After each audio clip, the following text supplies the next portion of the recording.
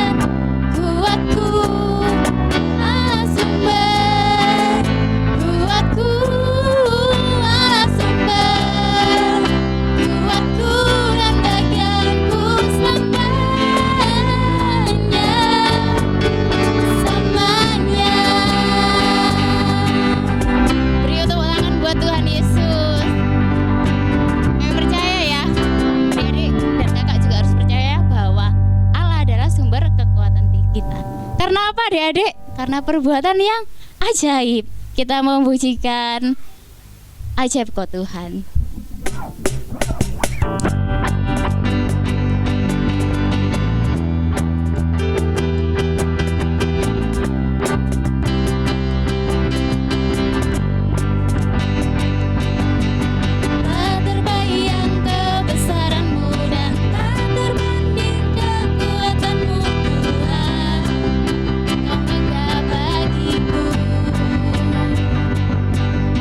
Genap jiwa dan pengharapan tak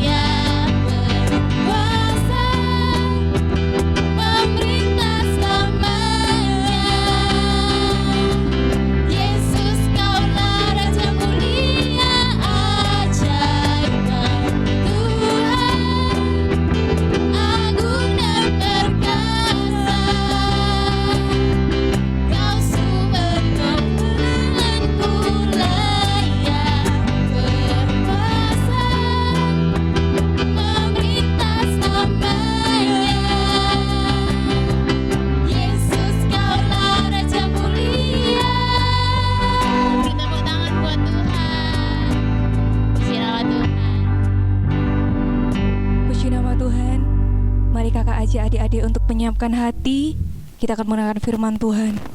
Mari kita menaikkan satu pujian.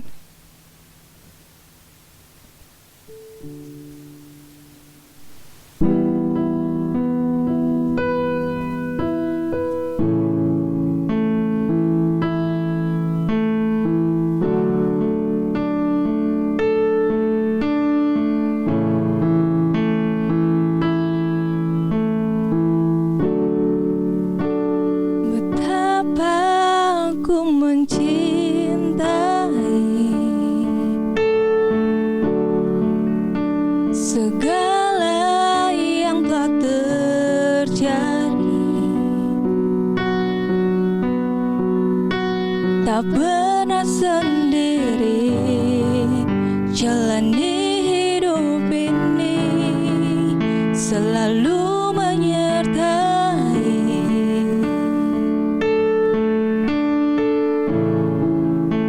Betapa ku menyadari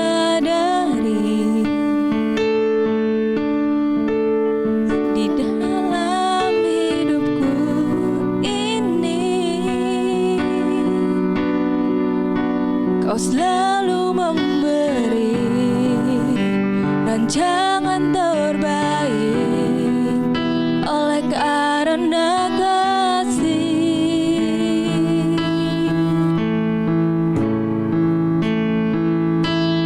Bapa,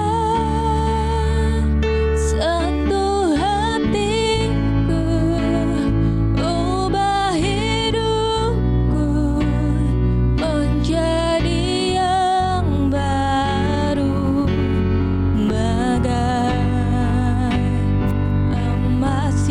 murni.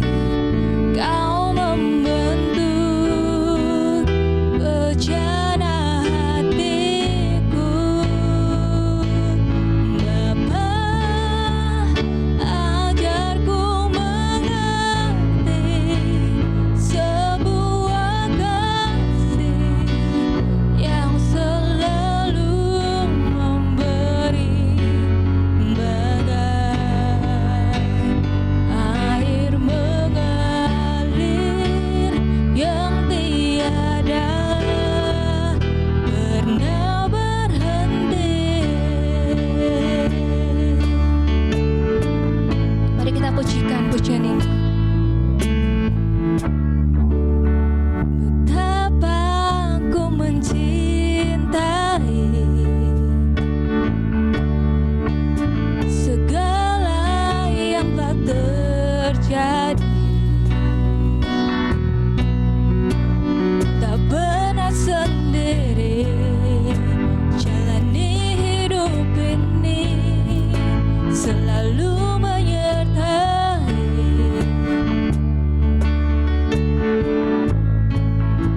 Betapa ku menyadari dalam hidupku ini Kau selalu memberi rancangan terbaik oleh karena kasih.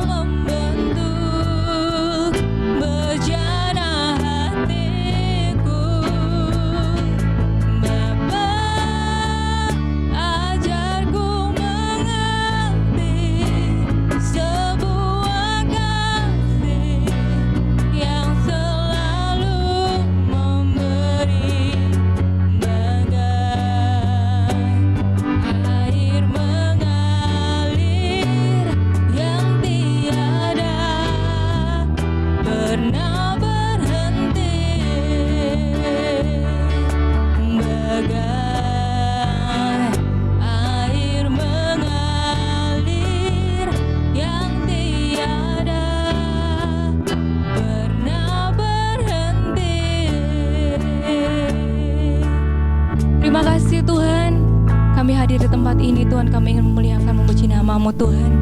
Sebentar lagi Tuhan, kami akan mendengar firman-Mu Tuhan. Berkati setiap kami, anak-anak-Mu di rumah maupun di tempat ini Tuhan. Apapun firman ini, berkati hamba-Mu Tuhan yang akan membentangkan firman-Mu Tuhan. Biarlah firman ini menjadi berkat bagi setiap kami Tuhan, bagi kakak-kakak, adik-adik di rumah Tuhan. Biarlah kami menjadi pelaku firman Tuhan dalam setiap kehidupan kami. Terima kasih Tuhan Yesus, kami serahkan puji-pujian ini ke dalam tangan-Mu, dan kami serahkan semuanya ke dalam tangan-Mu Tuhan. Terima kasih Tuhan Yesus, hanya di dalam nama-Mu Tuhan kami sudah berdoa. Haleluya, amin. Shalom adik-adik yang ada di rumah, ketemu lagi bersama Kak Debbie. Minggu ini kita boleh dapat kesempatan untuk menyampaikan firman Tuhan dengan tema yang harusnya nih setiap hari ada di sekeliling kita ya. Penyakit kronis yang sampai hari ini masih kadang nyamperin ke kita, yaitu penyakit iri hati. Untuk kisahnya, Kak Debbie mau ambil cerita tentang Yusuf dan saudara-saudaranya. Kalian bisa buka di kitab Kejadian pasal 37 ayat 1 sampai ke 11. Kak Debbie nggak perlu baca di sini ya, kalian bisa baca sendiri-sendiri di rumah. Kak Debbie cuma mau bahas di ayat yang kedua. Dari ayat yang pertama aja ya. Dari ayat yang pertama kitab ini menceritakan bagaimana Bapak Yakub atau Israel memiliki anak yang semuanya adalah laki-laki. Dari Bapak Yakub usia muda sampai ke usia senja, dia masih memiliki anak. Bahkan di usianya yang tua, dia dapat kado spesial dari Allah. Dia memiliki seorang anak laki-laki yang diberi nama Yusuf. Bapak Yakub ini memiliki hewan ternak yang cukup banyak ya adik-adik ya. Kalian tahu setiap hari saking banyaknya, sampai-sampai anak-anaknya Bapak Yakub ini dikerjakan untuk menggembalakan semua hewan-hewan ternaknya. Setiap hari mereka menggembalakan bersama-sama, berangkat ke ladang bersama-sama, pulang bersama-sama. Yusuf adalah anak yang spesial. Kenapa? Karena saking jujurnya Yusuf ini setiap hari datang ke ayahnya. Dia lapor kejadian apa, dari pagi sampai dia sore, pulang mengembalakan, dia ceritakan. Tanpa dia sadar, apapun yang dia ceritakan itu adalah sejujur-jujurnya. Baik yang buruk. Nah, kebetulan yang dia ceritakan ini adalah salah satunya kejelekan-kejelekan kakak-kakaknya ketika mengembalakan hewan-hewan ternak ayahnya. Di ayat yang kedua, Yusuf sama sekali nggak punya niat untuk melaporkan. Yusuf cuma ingin bercerita. Mungkin papanya tanya, Yusuf, tadi ada kejadian apa? Dari kamu berangkat sampai kamu pulang. Tanpa sengaja dia menceritakan yang keadaan yang sebenarnya, yaitu tentang kejelekan kakaknya. Di sanalah poin pertamanya. Jadi kakak-kakaknya mulai merasa, oh adikku ini sekarang jadi tukang lapor ya. Itu ayat yang kedua. Lanjut ke ayat yang ketiga. Ada perbedaan antara Yusuf dan saudara-saudaranya. Kenapa? Satu, alasan yang pertama karena Yusuf adalah anak yang spesial. Karena Yusuf dilahirkan pada saat Bapak Yakub di usia tua. Karena Yusuf adalah anak yang dianggap spesial oleh ayahnya, sehingga perlakuannya pun khusus. Sampai-sampai papanya ini manggil tukang jahit. Dia jahitkan jubah yang bukan cuma jubah yang indah ya, tapi jubah yang maha indah. Berarti di atas rata-rata indah, bayangin. Dari semua anak-anaknya hanya Yusuf yang dibuatkan jubah maha indah oleh ayahnya. Timbullah rasa semakin kok gini ya papaku ya, kenapa kok kakak-kakaknya nggak dibeliin, bahkan nggak dikasih sesuatu yang spesial seperti yang Yusuf punya. Yusuf nggak pernah minta. Yusuf sama sekali nggak pernah minta apa-apa sama ayahnya. Tapi memang ayahnya yang memperlakukan Yusuf secara spesial. Itu kalau kata orang Tionghoa, Yusuf ini anak bawa hoki. Jadi ketika ada Yusuf, hokinya semakin naik. Nah, ini kalau dibilang zaman sekarang kayak gitu ya adik-adik ya. Jadi Yusuf nggak salah loh ya. Bukan Yusuf yang minta dimanja, tapi memang ini adalah perlakuan khusus dari Bapak Yakub. Di ayat yang keempat, nah inilah muncul bibit-bibit iri hati. Karena kakak-kakaknya merasa Yusuf sudah dapat baju yang lebih bagus dari mereka. Yusuf selalu dapat nilai jempol karena setiap apa yang dikerjakan Yusuf selalu benar di mata ayahnya. Apa yang dilakukan kakak-kakaknya selalu salah karena memang kebetulan kakak-kakaknya juga sering berlaku curang. Sehingga saudara-saudaranya ini mulai selain iri hati, mereka mulai timbul bibit-bibit benci sehingga ujung-ujungnya mereka marah. Mereka gondok sama Yusuf. Mereka mulai tidak mau nyapa Yusuf. Mereka mulai jarang komunikasi dengan Yusuf. Bahkan mereka bersikap tidak ramah. Di ayat yang kelima, Yusuf ini namanya anak jujur ya. Dia tuh dapat mimpi. Mimpinya ini nggak biasa. Jadi dia tuh bukan niat pamer, dia cuma kepingin cerita. Siapa tahu dengan dia cerita, dia dapat jawaban, dia dapat solusi dari segala pertanyaannya. Karena dia punya mimpi yang sangat aneh.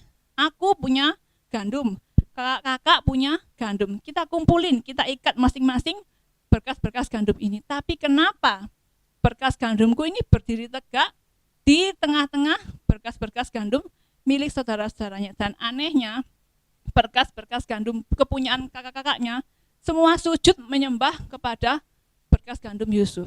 Yusuf cuma cerita loh ini niatnya, bukan pamer, bukan apa-apa, tapi saudara-saudaranya mulai salah paham. Maksudmu apa bilang gitu? Kamu mau ngecek kita, kamu mau menghina kita. Padahal Yusuf cuma niat nanya, siapa tahu kakak-kakaknya bisa menjelaskan arti mimpinya. Mimpi yang kedua lagi, Yusuf nggak cuma manggil kakak-kakaknya, dia kumpulkan ibu bapaknya.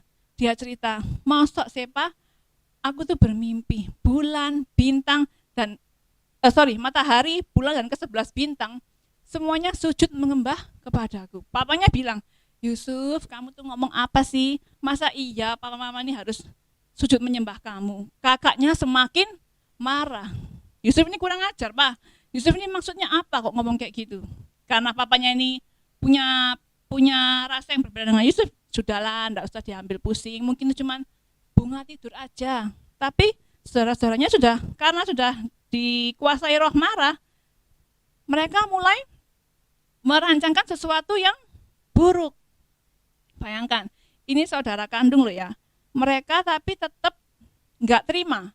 Mereka tetap punya rasa ingin mencelakai Yusuf. Padahal mereka adalah saudara kandung. Karena apa? Karena mereka dikuasai oleh roh iri hati. Jadi yang Kak Devi mau ajarin hari ini adalah bagaimana sih ciri-ciri orang yang menderita penyakit iri hati. Pertama, dengar ya baik-baik ya, sakit mata. Jangan dikira sakit mata ini biasa ya. Kenapa Kak Devi bilang sakit mata? Sakit mata kalau lihat temannya, wah pakai sneakers baru yang ada lambangnya, wah pakai tas baru, matanya mulai sakit. Ketika lihat teman-temannya punya sesuatu yang dia nggak punya. Hati-hati ya adik-adik ya, jangan sampai kalian punya bibit-bibit iri hati. Yang kedua, punya gangguan pada pendengaran. Kenapa kok bisa dengan pendengaran?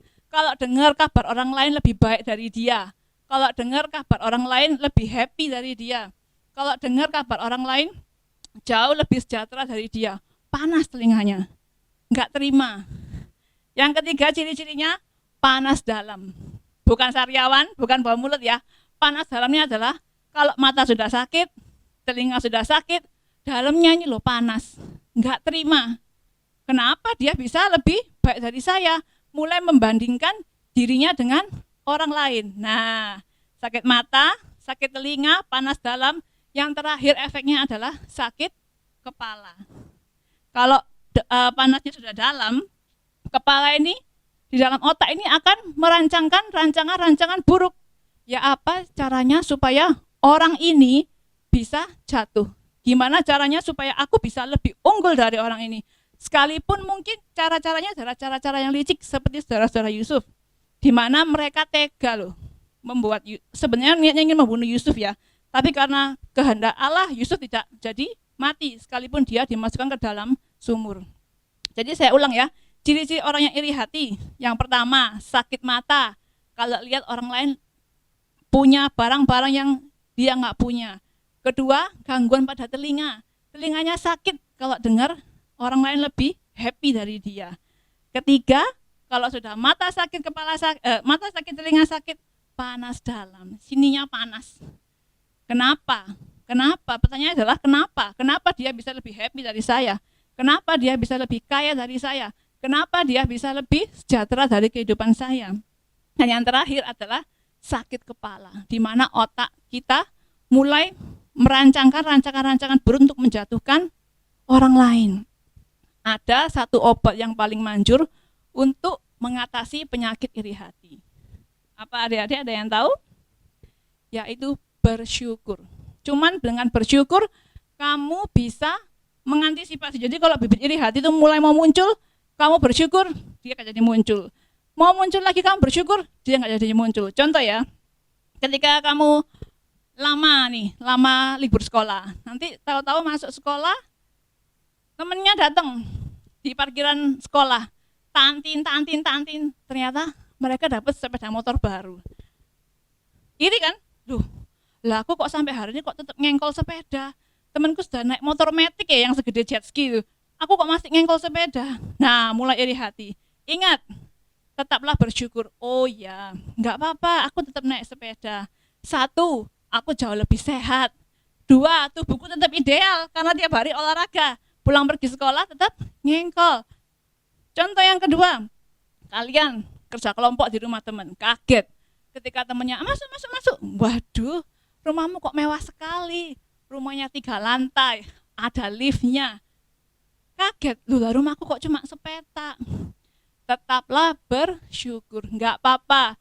Rumahku cuma sepetak, tapi kemana-mana dekat. Ke kamar mandi tinggal selangkah, ke meja makan tinggal selangkah, mau tidur tinggal selangkah. Jadi adik-adik, jangan berhenti bersyukur atas keadaan kamu saat ini. Karena kalau kalian jarang bersyukur, bibit iri hati ini akan semakin subur. Nah, kalau iri hati sudah menguasai kalian, aduh sayang, percuma kalian berdoa, percuma kalian baca firman kalau diri kalian dikuasai oleh roh iri hati. Jadi yang Kak Debbie mau sampaikan hari ini adalah tolong yang masih punya roh-roh iri hati, kalian doa, minta Tuhan cabut roh iri hati sampai ke akar-akarnya. Karena Kak Debbie percaya dengan sikap kita yang sering bersyukur akan membuat kamu tumbuh jadi pribadi yang semakin hari semakin luar biasa. Oke, ayat emas hari ini Kak Debbie pilihkan di Yakobus pasal 3 ayat 16. Kak Debbie bacain ya. Sebab di mana ada iri hati dan mementingkan diri sendiri, di situ ada kekacauan dan segala macam perbuatan jahat. Saya ulangi, Yakobus pasal 3 ayat 16. Sebab di mana ada iri hati dan mementingkan diri sendiri, di situ ada kekacauan dan segala macam perbuatan jahat. Demikianlah firman Tuhan hari ini. Semoga firman Tuhan hari ini boleh nggak cuma kamu dengar, tapi kamu benar-benar perhatikan, kamu praktekkan dalam kehidupan kalian sehari-hari. Karena kalian ini adalah bala tentara Allah, jiwa-jiwa yang siap dipakai Tuhan untuk jadi orang-orang yang sukses. Sebelum kita masuk dalam doa, Kak Debbie ingin angkat satu pujian, Bapa sentuh hatiku.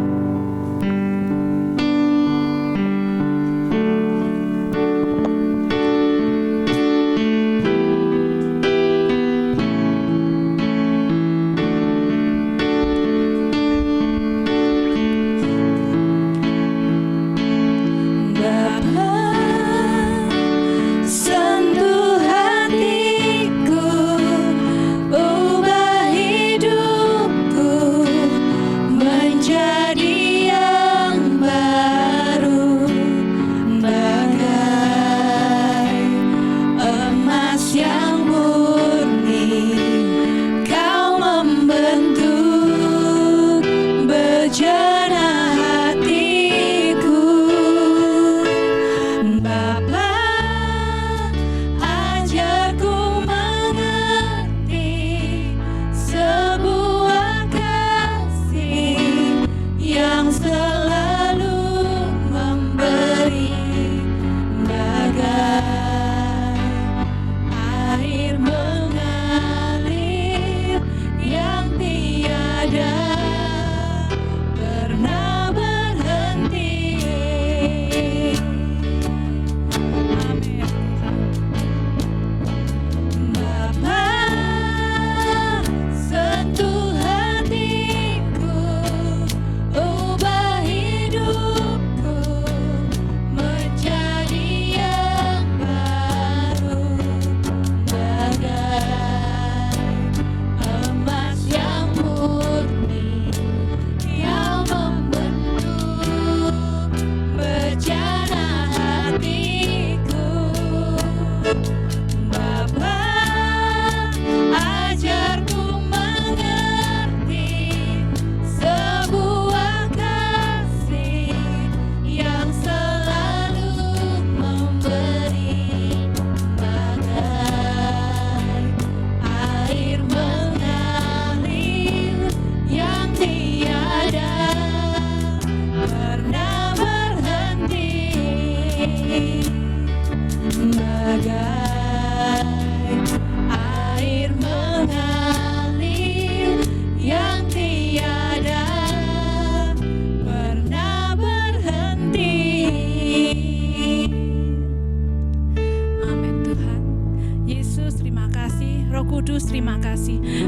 hamba-Mu sudah selesai berfirman. Tapi Tuhan, kami percaya Tuhan tidak pernah berhenti, Tuhan. Kasih setia Tuhan selalu memperbaharui hidup kami hari demi hari. Tuhan, kami percaya kami boleh semakin dipulihkan. Tuhan Yesus, hamba mau berdoa buat setiap anak-anak dimanapun mereka berada. Kalau kami masih simpan roh iri hati, Tuhan, di dalam nama Tuhan Yesus Kristus, Tuhan cabut segala roh iri hati sampai ke akar-akarnya. Tuhan, limpahkan kepada kami roh damai sejahtera, sehingga hidup kami, Tuhan, boleh menjadi layak di hadapan Engkau, supaya hidup kami boleh senantiasa menyenangkan hati-Mu, ya Bapa. Di dalam nama Tuhan Yesus Kristus kami sudah berdoa dan mengucap syukur. Haleluya. Amin. Mari adik-adik, kita sama-sama berdoa Bapa kami. Bapa kami yang di surga, dikuduskanlah nama-Mu, datanglah kerajaan-Mu, jadilah kehendak-Mu di bumi seperti di surga. Berikanlah kami pada hari ini makanan kami yang secukupnya, ampunilah kesalahan kami seperti kami juga mengampuni orang yang bersalah kepada kami. Dan janganlah membawa kami ke dalam pencobaan, tetapi lepaskanlah kami daripada yang jahat. Karena Tuhanlah yang punya kerajaan dan kuasa dan kemuliaan sampai selama-lamanya. Amin. Bapa, terima kasih. Bapa, terima kasih. Bapa di dalam surga, syukur, terima kasih.